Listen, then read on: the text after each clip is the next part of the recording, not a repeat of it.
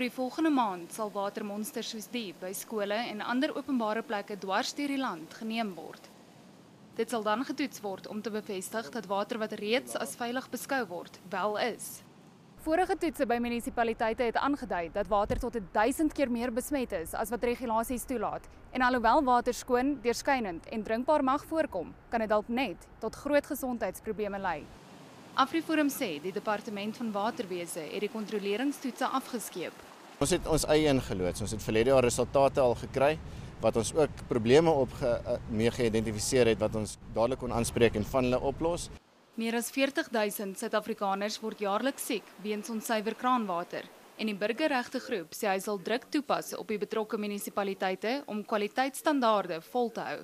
Indien hulle versuim om dit te doen of om die probleem op te los, dan is volgens die waterwet kan jy dan kriminele klagtes ook gaan lê teen 'n munisipale bestuurder, byvoorbeeld in sy persoonlike hoedanigheid.